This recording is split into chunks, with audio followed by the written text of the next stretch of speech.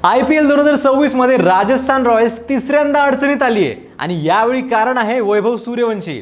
आता विषय असा आहे की यावेळी एका सामाजिक कार्यकर्त्याने राजस्थान रॉयल्स विरुद्ध सरळ FIR दाखल करण्याची धमकीच दिली आहे। प्रकरण काय आहे ते सांगतो, तुम्ही रील शेवटपर्यंत बघा। फक्त 15 वर्षांचा वैभव सूर्यवंशी मैदानावर असा खेळतोय जसं की त्याला अनेक वर्षांचा अनुभव आहे। ज्यांना दुनिया घाबरते अशा घातक जसप्रीत बुमराह, ट्रेंट बोल्ट आणि जोश हेझलवूड यासारख्या बॉलर्सना त्याने अक्षरशः धुवून काढले। राजस्थानसाठी त्याने शतक सुद्धा केले आणि ऑरेंज कॅपच्या रेसमध्ये सर्वात पुढे सुद्धा आहे।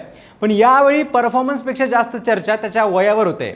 15 वर्षांच्या मुलाला इतक्या मोठ्या लीगमध्ये खेळवणं योग्य आहे का, असा आरोप सामाजिक कार्यकर्ते CM शिवकुमार नायक यांनी केलाय। ते म्हणतात की हा प्रकार बालकामगार सारखा आहे आणि त्यांनी IPL गव्हर्निंग काउन्सिल आणि राजस्थान रॉयल्स विरुद्ध FIR दाखल करण्याचा इशारा सुद्धा दिलाय। आता कायदा काय सांगतो तर भारतात 14 वर्षांखालील मुलांना कामावर ठेवणं बेकायदेशीर आहे, पण 14 ते 18 वयोगटातल्या मुलांना काही अटींसोबत काम करता येतं आणि सगळ्यात महत्त्वाचं म्हणजे क्रीडा क्षेत्र या कायद्याच्या बाहेर आहे। म्हणजेच टेक्निकली पाहिले तर वैभव खेळतोय ते नियमांच्या चौकटीत बसतं, पण तरीही नैतिक प्रश्न उभा राहतोय की इतक्या लहान वयात एवढा दबाव योग्य आहे का।